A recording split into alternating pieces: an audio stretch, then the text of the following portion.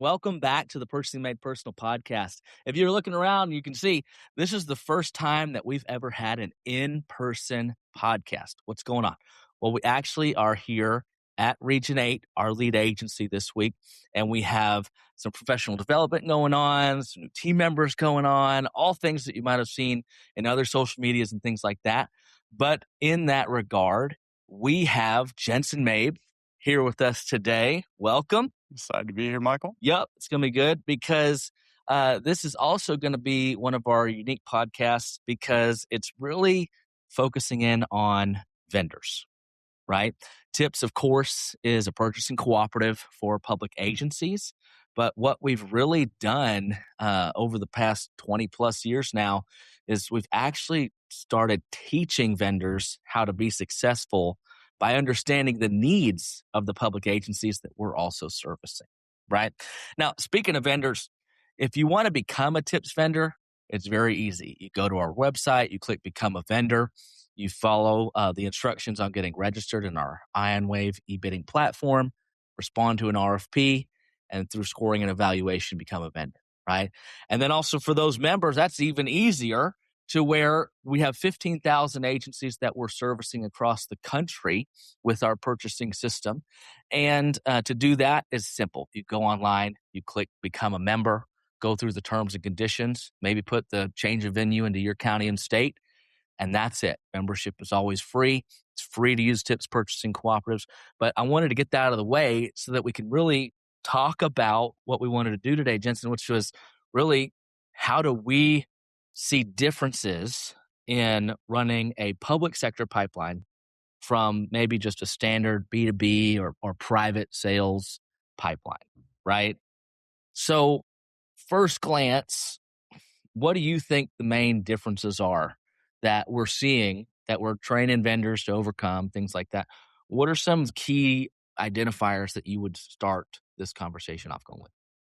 Yeah, I think the biggest being what the approach is there, and you have to realize that within the private sector, they're focused on different things. So whether it's profit driven or they're not too concerned about uh, timelines.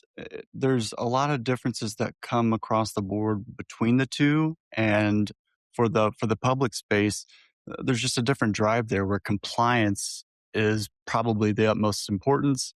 Um, Legal side of utilizing contracts and just being a steward of public funds. So that stewardship goes a long way because procurement, they're in the public eye every single day, and judgment is real. Yeah. And, I think it kind of comes from, most vendors go in and say, okay, how can I sell? And the agencies are kind of asking a different question, right? Of it's like, okay, how do I spend tax dollars, grant dollars, federal dollars, charitable donations, and nonprofit, right? They're at how can I spend that type of funding with confidence and with that compliance factor, right? So, two different means of trying to achieve the same goal. And if you as a vendor can understand these needs and understand what's driving them that might be a little different than a personal buy, you're really going to be able to become a resource for these types of public agencies, right?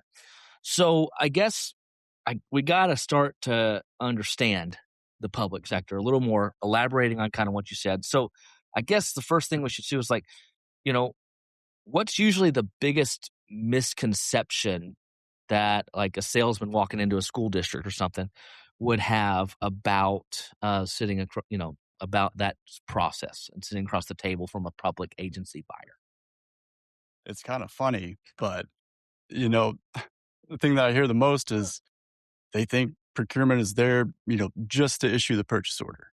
They're the ones making the purchase, and that's it. That's their job is so much more complex than just doing the purchase order. And I would say overall, their job is to protect the agency at the end of the day.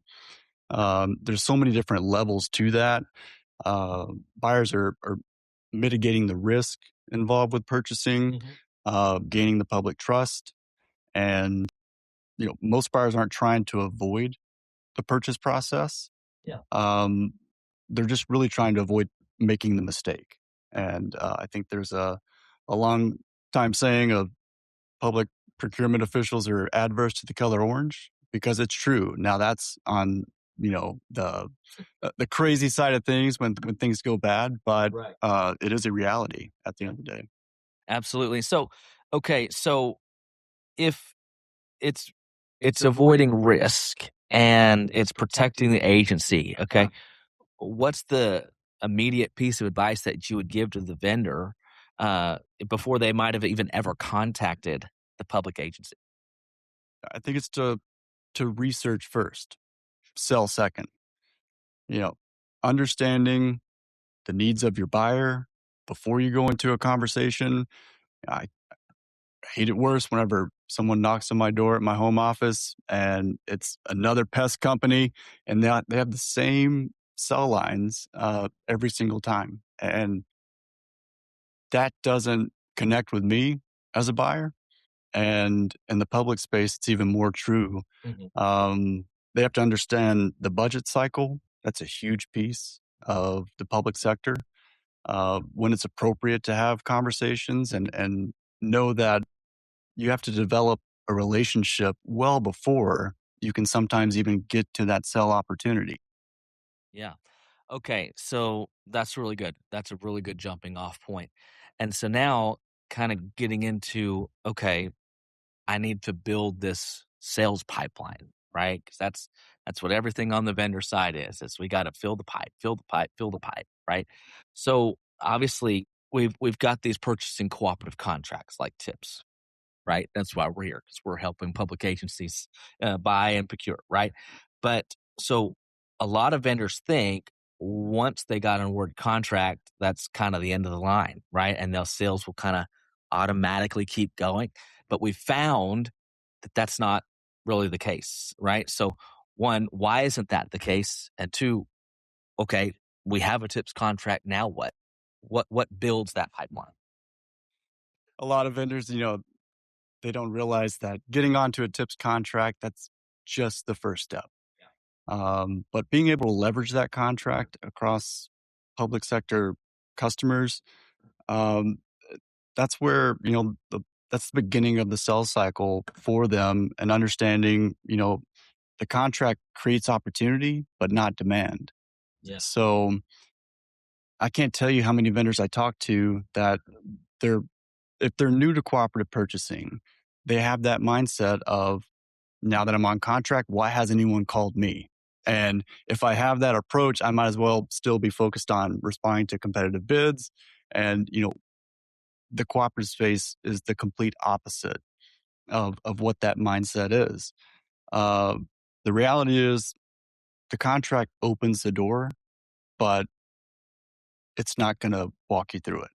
And the exception being there are tools and systems within TIPS and maybe other cooperatives where agencies can do internal requests for quotes. Stuff might land on your doorstep, but that's the exception. That's the rare exception. Yeah. But getting out there and leveraging the contract, it starts the day after the contract is awarded. Right. And, that's kind of, I do that in my vendor trainings all the time is, for tips, we call it the request for quote feature. They can send that through their member portal. Hey, I'm looking for a flooring company or whatever across the nearly 200, categories. Right. But in that request for quote feature through tips, is what I call the sit around and wait method. Exactly. Yep. And it is slow and it's sometimes watching paint dry because the vendors who are proactive and walking through the door, kind of like you said, they're the ones who are building relationships with public procurement officials. I think that is the missing component of a lot of vendor efforts is comparing back to again the public sector, private sector. Public sector really does go well into relationships, who you've made connections with, who can they trust to get the job done at the quoted price and not overwhelm them with change orders or something like that if it's construction or whatever. But, you know, there's these differences, right? And keying in on these differences is what's going to allow these vendors to then be successful with a tips contract or not. I mean, to our detriment, right? So when vendors are thinking about that, what are some other differences that we've kind of seen between government and commercial sales? So building a pipeline for me, that government versus commercial side, it's not quarterly. Yeah. Government's annual, sometimes it's multi-year. So understanding the budget cycle again is key to that. Um, the questions you have to ask yourself is, you know, my opportunities are based on this fiscal year, the next fiscal year, and then looking at bond opportunities or just capital outlay plans where even future opportunities, multi-year, way down the road, where a conversation or a relationship today, you know, might not lead with a or end up with a sell right away, but Yeah. that conversation is for an opportunity that's a year out or even 2 years out. Right. And, that you hit the nail on that. We've seen it so many different times, and it varies across the country and even could vary across different municipality types, different agencies, schools, whatever, right? The school system might circle around August 1 or even September 1, depending on the state. Municipalities could circle around January 1, July 1. It varies.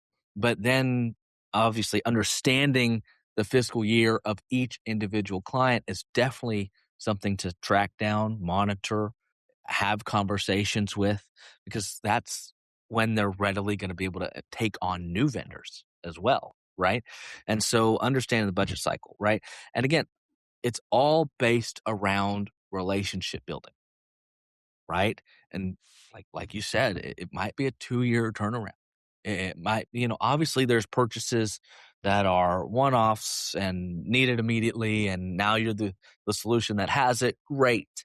But there's things that you can be working on, kind of that expanding feature within the public sector, where the more they use you, generally the higher and higher that volume can get. Right. I think the one-offs are expected, but I Yeah. don't think that ties to the pipeline. And it just everything goes back to the relationship side to it. Yeah. And without those relationships in the public sector, it's the starting point of every sale that you'll make. And if you have a strong relationship, multiple sales, repeats, so Yeah. it plays a huge role. I love what the one-offs can't tie to the pipeline. I think that's something so if that's not being tied to the pipeline, what is, in your opinion, you know, having worked with the public sector so long and with the tips contracts and all that, what does a healthy public sector pipeline include? If a vendor was strictly focused on that, let's say, and I highly recommend that if you have a cooperative contract, you put a team in place that's strictly focused on those cells. Right. If I'm looking at that pipeline, it's current opportunities, and that's whether I'm thinking about starting a relationship or Yeah. or having that sales conversation, or it could be a little bit down the road, but it's not quite to getting across the finish line of having a decision made. Now, on the flip side of that are qualified opportunities. So these are opportunities I'm going to win. I'm just waiting on some final signatures. That's another bucket that you have to focus on. But then the future projects as well. So our third bucket, as we mentioned before, there's so many different ways that you can engage outside of talking to an actual customer. But because of being in the public space, all of the information that is out there for you to see what those opportunities might be. Yeah. And again, I don't want to beat it too much today, but the last bucket is the relationship pipeline itself. So Yeah. managing that pipeline, whether it's out conferences, engagements, keeping up with those relationships all ties back to what a healthy pipeline would look like. Yeah. At tips, we really lean into that conference side of things, right? And then I have vendors all the time calling, whether they're new, old, entering into a new territory. Um, we're seeing them at, hey, where's tips going? And because we've kind of worked our way, we can't be everywhere. No one can be everywhere, but you can find the key people that you want to work with, and that conference thing, visibility in the public sector is already lining up with like that compliance piece that we talked about anyway. And so that visibility at their own trade show speaks volumes. Not only are you supporting their association, but some of the best conversations I've had are not just the walk-ins, the meetings and things like that, done all that, but it's coming from trade shows. So I'd encourage, anyone watching, you definitely want to get a part of some of these public agency driven trade shows. And there's all kinds of them. Call us. We'll let you know. We don't have time for that today. But Michael, it's important though, because those conversations from trade shows, while it's not guaranteed, but they lead to opportunities, and opportunities lead to contracts. Yeah. You can't get to a partnership. Whenever you switch from being a supplier or vendor and you establish a partnership, you can't have that flow without that early connection. Yeah. Okay. So we did kind of take an assumption at the beginning of this and jumped right in because it's our podcast and we do what we want. But we assumed, that anyone who's watching this is either wanting a cooperative contract or is using a cooperative contract. And we know it as a great sale tool for public sector, right? So what makes those buyers comfortable, I guess, talking about specifically cooperative contracts? What makes it so grand? Why is it happening? What are we doing that it's like, okay, why is everyone asking me if you just had a tips contract, we could do this today? What's happening? There's a lot of reasons why, but I think saving time is of the utmost importance for an agency. But to make a buyer comfortable using a cooperative contract, if I'm able to instill trust, confidence, and then most importantly, if I can, provide documentation and that legal compliance side of the business for procurement officials, as we mentioned earlier, it's the biggest piece. And as a vendor, if I'm able to hand that over to them, have everything nice, neat, one package, deliver it to them, they don't ask me for it. If we know on the front end it's a cooperative contract opportunity, then I know I'm going to give them that documentation. Speaking of documentation, right? So this right here, as thick as that is, before this, we went and printed off all of the due diligence documents for one of our awarded vendors. One. Right? Understand. This is every page from the initial solicitation, which is 8 or 9 pages at the start, all the way to our signature form at the bottom. So this is what's taking place on the cooperative level. That's for our vehicle parts contract. It doesn't matter who, but literally this is what's taking place. The construction documents are add another inch to that. All right. But so this is what a cooperative contract is doing, right? It's putting in all this due diligence, all this transparency. It was already awarded. It was already advertised. Every part of the competitive bid requirements up until the PO that's being issued and price verification is done ahead of time. Okay. And Michael, I mean, to your earlier point, if I'm not using a cooperative contract as a public procurement official, I'm having to go out and do this on my own. Exactly. And it's not just this. See, this was one response. When agencies have to do this on their own, most states require 3 minimum bids, which is this stack of paper times 3 minus a signature form. Right. And so you imagine how backlogged a public procurement office is. This is, of course, it's protecting the public dollar, but, falling right in with what you said, that time saving factor. An RFP on a national average takes about 90 days. We can kind of say that. It depends on what they're buying and the scope, of course, but a cooperative purchase through tips, when you go through and get the price verification once the actual numbers decided on, is what now, 48 hours? Maybe less, maybe more, depending on if it's a holiday or something like that. So we're taking 90 days worth of work in the public procurement side of things and turning it into 48 hours.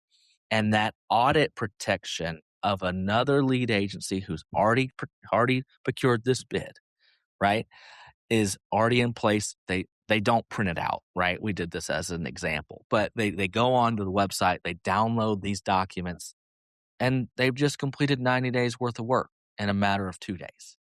I think that's Funny story is, back whenever tips first started, it was printed out. competitive sealed bids were turned in through mail or in person at Region 8. And I wish you could have seen the boxes and the amount of paperwork that was involved early years before things went on the web, and now we can keep things digital. I know. And I joined tips right after they threw away the approved stamp. Right. I saw them throw that in the trash after that. So it was the end of the paper era when I joined tips in 2017 or whatever that was. Right. So, but that's what we're doing. Right. So, and there's things that you can do as a vendor to help, obviously, provide this. Right. Now agencies can buy from you 88 days faster. Right. But there's things that vendors can do that can actually hurt this, that kind of are counterintuitive to using a cooperative contract, right? So on the flip side of the magical coin here, right? I'm not pretending that we're the end all be all, but what are vendors doing that actually makes procurement harder on the government side? Biggest thing for me is when you're too vague, with Yes. procurement, and thinking that they understand the contract. There are, I'm across the board for a majority of the US, there's going to be some knowledge there related to cooperative purchasing, but you can't assume that. And Right. if you do assume that, you're starting out a relationship in the worst place possible. You want to make sure that you are everything related to your contract, the ins and outs of, so that you can provide that information over to the customer, should you need to. And again, make procurement's job easier, not harder. Whether that's teaching, educating, providing documentation before it's requested, like we mentioned earlier. If they're having to do extra work, they're going to remember you, but not for the right reasons. Here's how I'll say the same thing in a different light, right? A public agency is trying to run efficiently, and the general consensus is they are underfunded, understaffed, whatever, right? Always. But if they could do it themselves, they wouldn't be going out to bid, or they wouldn't be procuring it through a cooperative contract, or you name it, right? As I'm talking about on the line of being vague, right? They are going to you, Mr. Roofer or Mr. Technology, SaaS, or whatever vendor. They're coming to you because they're seeing if you're a subject matter expert, because they need someone to service their public building, their public school, you name it, right? And they need someone who's a subject matter expert so that they can allocate their resources to then pay you. That's a different way of looking at it, right? Because now that being vague thing is actually hurting your perception once it gets to procurement's desk of like, well, this guy knows as much as I do. He's not going to help me, right? Or anything like that. So definitely be as much of a subject matter expert, and that ties into being personal and that relationship thing. Again, we're going to keep swinging back to that, I think, because it's the biggest thing, right? And so there's other mistakes, right? One of them is I mean, like overselling. I think overselling ties back to the previous point, because the job is not just about selling your products and services. Are you a, expert, and can you provide information that's going to help that agency um, down the road? Now doesn't matter, but again, providing information, being a resource, ultimately the goal. And you might be thinking right now, okay, wait, I thought you guys were talking about how to use a co-op. No, we're talking about how to build relationships in the public sector, and the co-op helps with that, right? The adage that I end up telling a lot of vendors a lot of the time, not that they're making this mistake, but just to get ahead of that curve, because this is how it was 10 years ago when I started, right? Was if they don't want to buy from you, why would they want to buy from you through tips? Right. And so the relationship has to be there. The need has to be there before they put that need through a cooperative contract. Right. You can't just go and download the members and all the purchasing contacts that we might have on tips and then say, okay, Mr. Purchaser, you should buy from me. The next question that they're going to ask is, what do you even do? And why are you talking to me? Go talk to facilities. Go talk to the IT director. So, like, you've got to sell first and close later. This helps you close, right? And I think that kind of leads into how would a vendor introduce, a cooperative and make it sound like they're not trying to bypass procurement, right? I'm going to start with a stickler. Okay. And I'm probably going to let you answer it because I think it presses your buttons as much as mine. Okay. And that's leading with, you don't have to bid it. Yeah. The I can worst answer that. thing that you can say as a supplier, if you're trying to leverage your tips contract, cooperative contract, that's just giving a preconceived notion that we're going the illegal route. We're skirting around, Yeah. the formal process. The contract has already been competitively bid. You know, we want to, we don't want to sound like we're avoiding the rules. Yeah. We don't want to sell around procurement. We want to partner with them. We instead, you need to flip that to, this is one procurement tool that might be an option for you. Um, don't direct them what's the best path for them.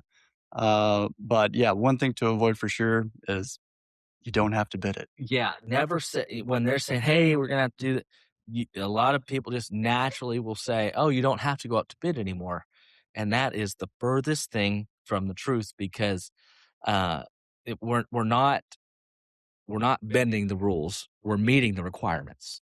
That's the quickest way to say it. The anecdote to say that this happened. I don't cover the West Coast anymore, but when there was a university out there. And, I kind of made some introductions and things like that with a construction company that was going to redo their football stadium. So really, really high capital project, right? They were going to get it done in a quick timeline as well because football season was coming. It was going to be a summer project or something like that. And so they were going to revamp their entire stadium seating. Well, the vendor, in conversations with procurement, I wasn't present or I would have fixed it, but in conversation with procurement without us, they said, "No, hey, no, you don't have to go to bid. This is already, we've got a tips contract." And just that, I'll call it jargon alone, killed the deal in procurement, right? To where they didn't even want to really talk to us as the agency that bid this out. It was, well, no, that's illegal. Puts a bad taste in their mouth. It's a bad taste in procurement's mouth. Just do not say that. And so not only did the vendor lose on the sale, we lost out on the cooperative piece of that, and it was a bitter moment, and that vendor kind of learned the hard way, And I was like, let me talk for you, but that all came from that one thing of That one saying sentence. that one sentence killed the multi-million-dollar bill. And sometimes it comes down to exactly the jargon that procurement likes, right? And so that is so crucial. Again, for if you missed it, we're not breaking the rules. We're not circumnavigating the bid process. We are meeting the requirements of the bid process. In fact, they've already been met through this cooperative contract. Here, why don't you take this to the procurement office and review it for yourselves? Now, I'm holding this printout, but you just simply email them, the link to the due diligence page, right? Procurement reviews it.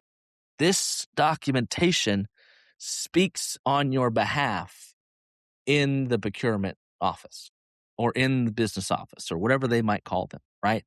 But it is still their peace of mind that we're trying to get. We're working with their procurement responsibility, and it's our persuasion that we're able to help them with that. But you can't kill it before it ever makes it there, right? So that's very, very crucial.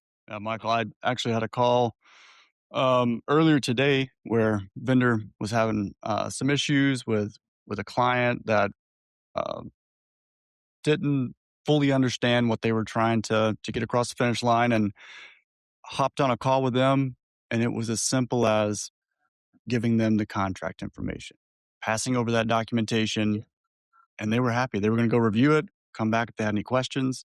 But that, not that I don't want to join a call with an agency, but that could have been avoided from the get by by providing that information over to them Yeah. and pointing them to the website. It's there, links, they can click on it.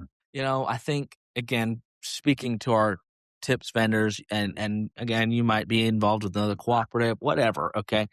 The end goal of this sales tool, right, is, when they need this, you know how to present it to them, right? The end goal is to get the due diligence documents in the hands of procurement.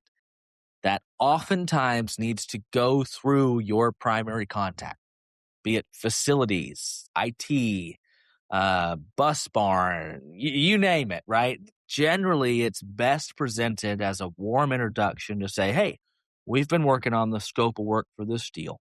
We can definitely get this going through our tips contract.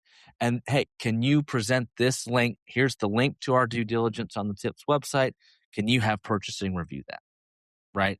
That's if you can get them that far, I'd say 9 times out of 10, procurement gives it the thumbs up, and we might never have to talk to them because the procurement documentation talked for us, right? That 1 time out of 10, I did the same. We're getting emails all the time for that. We're here for the support to say, hey, question about this, question about your scope, question about your scoring. That's when we can get in the weeds for you, right? Little sidebar, what you mentioned reminded me of Frank Myron. Oh, come on. His old Legend. adage was, you don't start with procurement, you end there. Yes. You have to, procurement isn't the one that wants your product or service. They're there to make sure it's following all the T's and C's, and to essentially cut that purchase order. And I can just see Frank right now saying that over and over and over. Yes. And it's true. If y'all were lucky enough to know Frank, he's still around. I talked to him 2 weeks ago. Retired, but he's a great guy. He's been around the block when it comes to public procurement and cooperatives. So, and his wife's on the opposite side of things. She's procurement director for the YMCA, or I believe. So yeah, exactly. So they've been around. But okay, I think there's one more thing before we move on when to introduce this. It can be done a number of ways. It depends on each individual vendor's kind of pitch or selling style. I get that. But I think, as of course, it can be introduced into a pitch. It can be introduced into initial documents. I've seen it, even our logo or whatever, included into tips vendors, leave behinds, whatever. But the biggest note on when to introduce a cooperative contract, I would say the last time, if it hasn't come up naturally already, would be to introduce a cooperative when a procedure of getting something approved is mentioned, right? I think because we kind of talked about the what not to do. Here's what to do, right?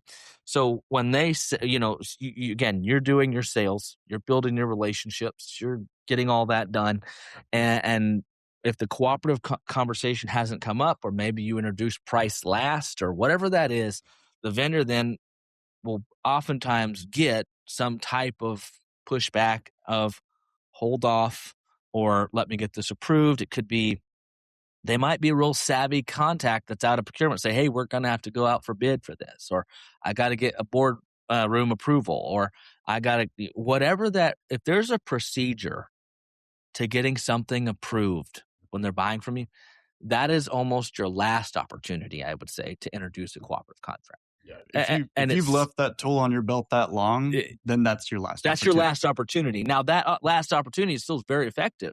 But if they're past the procedure part and you haven't mentioned that, they're going a different route, and it's going to be a lot more difficult for you. But when you do that, it's simple. It's just say, ask your contact who's more than likely outside of procurement and say, hey, are you guys able to use a purchasing co-op? They may not know heads or tails of that question, because sometimes there is a gap between purchasing and insert contact, right? And that's when you say, that's okay. Hey, we've got a tips contract. I'd like you to take our due diligence and forward this on to the purchasing department. Maybe you know who that is. Maybe you don't, whatever. Ask them who's approving the purchase order and say, hey, get this to the business office and say, have them take a look at it. And that's kind of your sales cue, free sales cue advice of when there's an objection or a procedure to get a public agency purchase approved. That is where our contract shines. You can definitely introduce it sooner, but that is kind of the crossroads of things that you might want to take note of to say, oh, that's my cue. Remind them I have a tips contract and get that to purchasing first, right? Would you agree? Disagree? Yeah. Okay. So kind of winding this down, I guess is a better way to say it, is we've talked about the relationships, and we've really hit on that, Howard, because we are seeing our most successful vendors are the ones doing that. But I think a better way to put that in terms of pipeline is you are actively trying to become a trusted resource for your public agency clients, right? So at what point can a salesperson or sales team or this, pipeline turn into that trusted advisor type of role? There's a difference. Yeah. We all hope to eventually get there, and there are some obvious clues along the way, but I think some more subtle ones would be whenever you start to recognize that the buyers are wanting to seek your advice because they respect your knowledge in X field. Yeah. And it has nothing to do with, hey, we need to buy X from you right now. It's just whenever you become that constant contact for them, that's, you're a trusted advisor at that point. If they're introducing you internally to other team members, subtle cue there. Whenever the conversation becomes more about the agency and less about the products and services you're selling, I think we've hit that mark at that. Yeah, that's really good. And, you could even do that back to the conferences thing, presenting at conferences. I know everyone hates public speaking. I don't know. I enjoy it. But for the most part, people hate public speaking.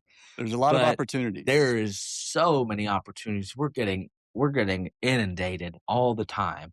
Hey, can you come do a breakout session here? Can you come do this? Can you come do that? And we're getting that across the country. Now, if Tips is getting that, so are all the other past exhibitors, right? And that's generally how you get involved is you exhibit, and then you're on their list, and now they're looking for people to present, right, in those public agency forums or you name it, right? Again, leveraging the fact that you're a subject matter expert. I think oftentimes salesmen underestimate their value when it becoming that resource, right? Because, like HVAC or something, they don't know what, how to fix their compressors or how to maintain their boilers and things like that. And I'm sure there's some skilled facility men out there that handle the day-to-day maintenance. But putting together a preventative maintenance plan. I think on a previous podcast that we did, I think that's something to the effect of 70% of public buildings don't have a preventative maintenance plan.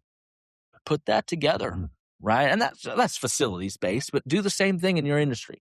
IT, medical supplies, you name it, software services, whatever. Put that together of how they can present and prevent things going wrong in your industry, right? Present at that at a conference, and I promise you that'll lead to more connections, right? Becoming that value add for public sector. Again, if you can put those maintenance service packages together through your tips contract or not, remove the cooperative from that situation, but just growing the relationship through those channels, speaking mainly on the construction front. Yeah. If I can win small opportunities, gain trust, grow their trust over time, then ultimately that's going to lead to whenever big opportunities come up, they're already aware of my tips contract. Yeah. Definitely opportunities there to leverage it. And it all ties back to that trusted advisor. Yeah. And we've seen a lot, right? Do you have any examples of things that vendors are bringing to buyers besides just their product catalog? I think a lot of our vendors, respecting their certain markets, that they know Yeah. the market trends related to their products and services. Supply chain updates. We've Yeah. been through some whirlwinds related to that category alone, and just best practices in general. Yeah. However, the top of my list, and what I hear from public agencies all the time, is a need for this, but grant opportunities. So Yeah. I've even seen where, a bond fails and there's something small in that bond that actually can be bought through a grant that's available.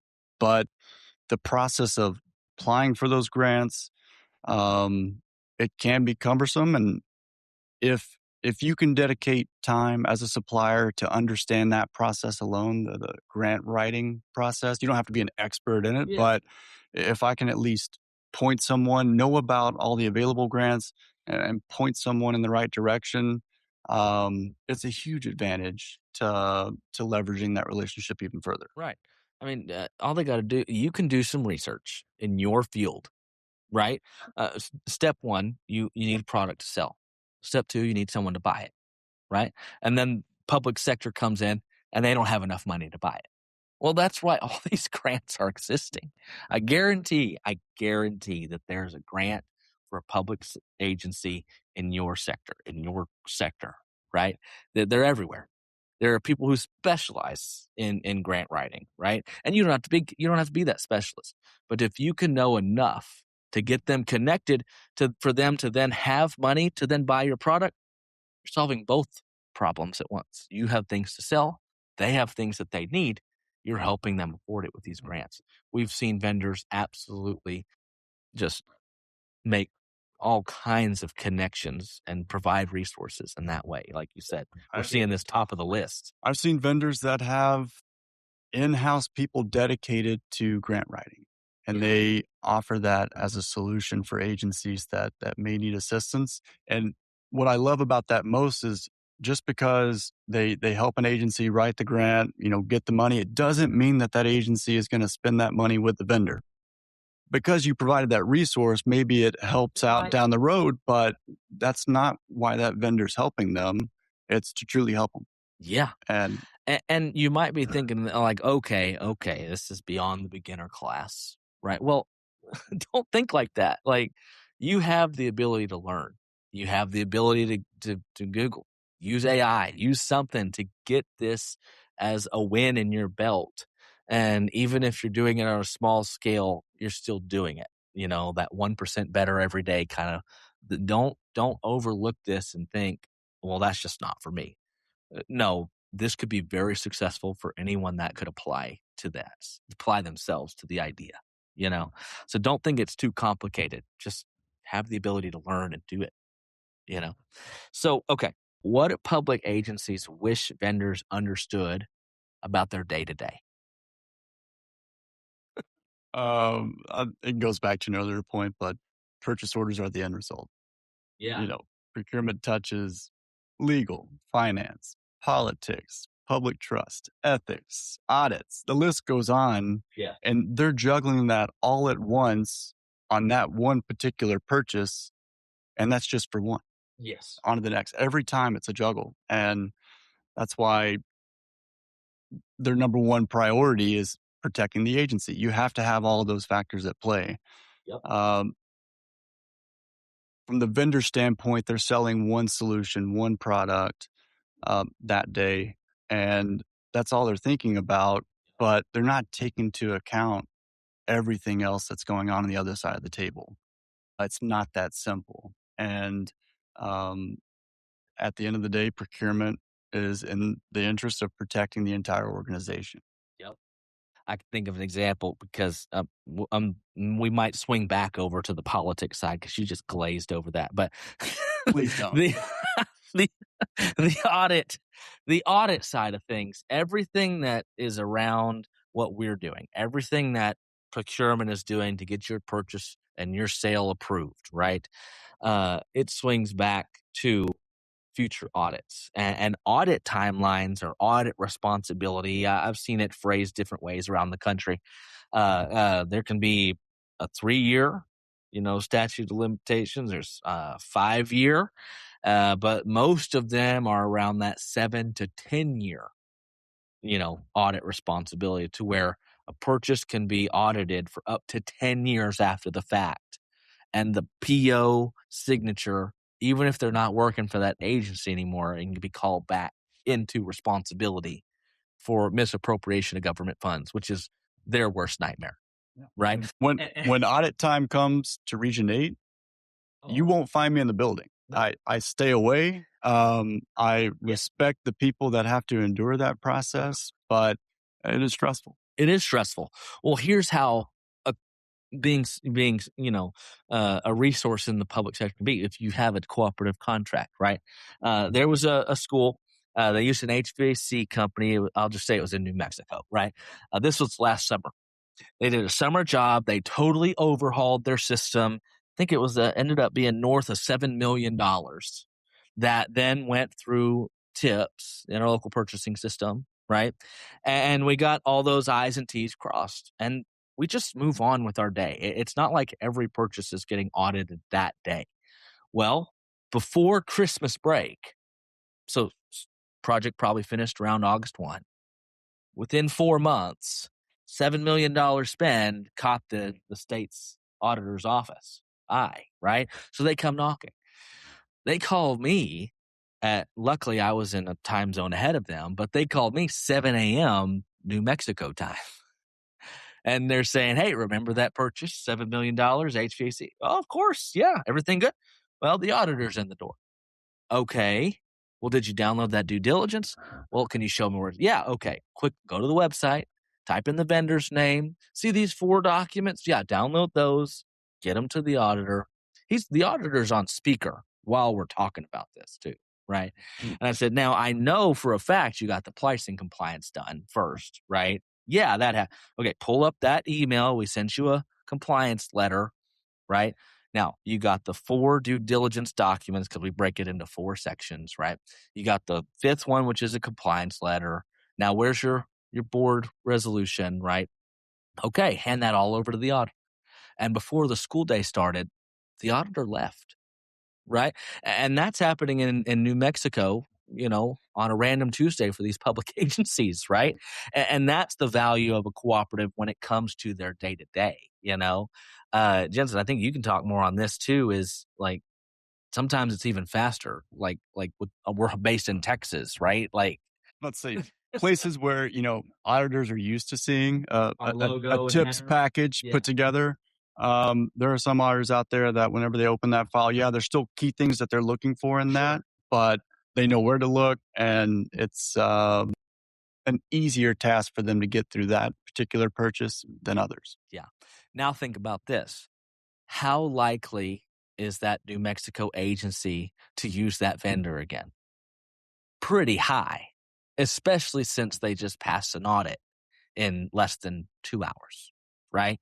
Now, of course, tips had part to do with that, but this is highly dependent on the vendor's response, right? So now that relationship is going to be rock solid until they might have turnover, right? Because wow, okay, I use this HVAC company, audit passed with the cooperative contract. You have become that resource. And back to an earlier point, we can save the agency from having to request those documents if we're a trusted advisor and we provide them Exactly. at the time of the sale. This agency didn't download them. It's against our best practices, but hey, we're kind of a record keeping for them as well. Tell the agency to download it when you're getting it approved. That's that 48-hour window. A lot's happening there, but we take care of most of that, right? In a vendor that's looking to grow the public sector and maybe get things going even 5 years down the road, right? Or I'm just kind of not necessarily 5 years, just long-term planning, right? What would you recommend they do, and where would you have them invest their time just to start off and build this sales funnel? Yeah. For me, I'm focused on visibility and credibility. Yeah. Not sellability. I leave that out of the picture for now. That stuff comes from the work done on the other two. We've already talked about the conference side, presenting at conferences. I think that's key to this whole space. If you're having issues with finding those types of opportunities, it's because you're not looking. I just saw the other day a conference that we have upcoming soon. We're getting close to that conference date, and they've sent out another request to try and fill some vacant spots where they're asking for vendors, give us the topic and we're happy to give you 45 minutes.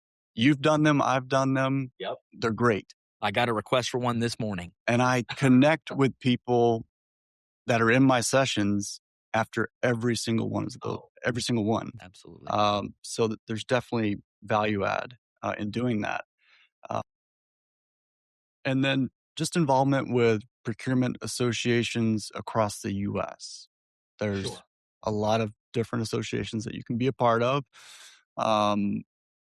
Do you want to name a few? Well, yeah. I mean, so I just running through. I'm just gonna hit the big ones. There's always niche ones. Like if you're an IT guy, you might find the IT, K-12 conference. But generally speaking, I'm gonna be very general here. Okay, for K-12, the first foot in the door is the ASBO conference, the Association of School Business Officials.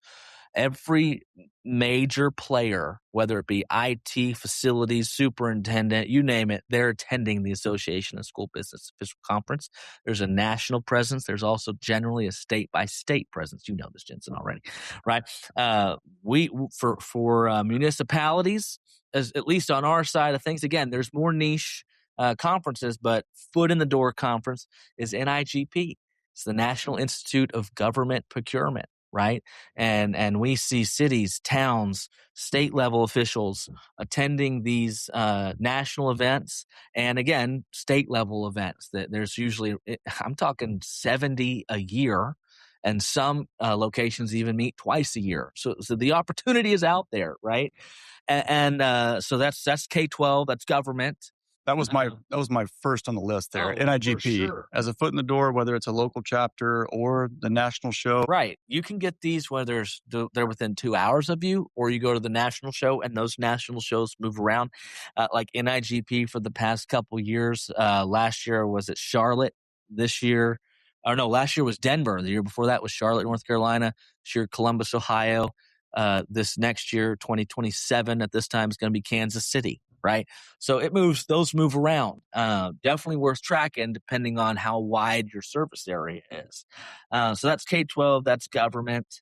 Man, other than just niche ones, I mean, there's the National School Plant Managers Association, great niche type of thing, right? Yeah, the list goes on. The list goes on. I think the biggest point there is invest in becoming recognized at the end of the day. All you got to do is Google your target public agency and their association, and you can find something very quickly, right? So with that, we're getting all this, we're getting the activity going, we're getting the relationship going, maybe we're attending the conference, but you hit something on the head on, and I don't want you to get discouraged, is why I'm bringing this back in the close kind of thing. Is you mentioned this sales timeline can be drawn out. It can take a year, 2 years, 3-year sales cycle, all normal. But there's things that you can do to track progress along the way. And sure, there'll be immediate sales. You got to have immediate sales, but that pipeline, right? So, what are some other markers that you would recommend? Maybe you're in leadership, kind of like what we're doing, managing a team or something. What other markers would you might want to be tracking before those pipelines catch up with the present day? Yeah, my alternative metrics are new relationships, Yeah, new leads. Yeah, new leads, repeat customers. If I can get um, a public agency to purchase from my organization more than once, I'm building that relationship deeper, and that is a successful metric that they can count on. And then referrals. I really think that goes beyond the repeat customers. But um, if I do what I'm supposed to do as a vendor and I'm a good steward, um, if they can refer me on to their peers, yeah, then that's a huge metric to track. especially in the public space. For construction vendors, I always say, small maintenance service contract, get your foot in the door. Um, if I can track those, get those opportunities in, then those lead to larger opportunities down the road. But the key there is all of these metrics still lead to one thing, and that's opportunities. Yeah. I think again, it all kind of comes back to the trust factor. I think a common phrase that you hear among sales guys is it's like, let's just land something and expand, right? Don't shy away from the small one building, service project or something like you said, or, just the one classroom technology integration or whatever trial run. That's okay because they need to test it out and then they're going to get their own peer review and they will expand it if it's a valuable resource, right? Whatever we're talking across 200 different categories here, right? But so yeah, don't be afraid for the land and expand, and it starts small and it gets bigger, You got to see right? the big You picture. got to see the big picture. Today's conversation might be next year's contract. Exactly. So last question, I guess, would be uh, there's a mindset, right, that we're trying to establish here. And so what's the mindset shift that separates vendors that are occasionally selling to the government to the ones who are consistently growing in the public sector? Once we stop asking, how do I sell, and focus more on how can I make procurement's life and job easier, That's it. and educate first, sell second, increase your trust, um, being seen as a partner, not just a vendor. Yeah. Don't convince them to buy from you at the end of the day. Give them the confidence through everything that we've talked about today. Yeah. Give them that confidence that they're making the right decision. I think you're spot on. And I'll say, the best vendors I've seen rely heavily on how they're educating their prospects, why they're coming to this number, or why, the roof needs to be replaced in X amount of years, or why the technology is changing. Technology is always changing, but why this? Why did, the education behind it, and then the sell comes second or even naturally after that, right? And then, of course, getting a cooperative contract on tips, for our own little plug here, it's a tool, right? Again, it's not the entire procurement strategy. The procurement strategy is becoming the resource, but tools like the tips contract definitely help you become that resource. So use a cooperative contract like a tool, use your relationship building skills, develop those relationship building skills, and you'll begin to see success in the public sector. Jensen, did you have anything else in closing that you might want to add as a sign off? Yeah. I think a fun one is put yourself in that procurement director's seat for one day in the life, procurement Yeah. director. You know, what would surprise you the most? And for me, it would be to realize that it might be the superintendent that's also the procurement director. Yeah. People in procurement, we're seeing, staffing cuts across those divisions. There's definitely an uphill battle there for them to do their jobs and to do it right. And in all serious, limited staffing is an issue, and I would also want vendors to consider what it would be like to go through an audit. What if that one day you were in the chair was a day that an audit came in house? Yeah. Think about that and lead with knowing that in the back of your mind. Make sure that every conversation is intentional to lead to that compliant purchase at the end of the day. Make it easier for them. Absolutely. Well, Justin, I think that's plenty enough for today to get them going and get them moving in the right direction. Again, for vendors looking to sell and create this public sector pipeline. Can't thank you enough for taking time out of the week we've got today.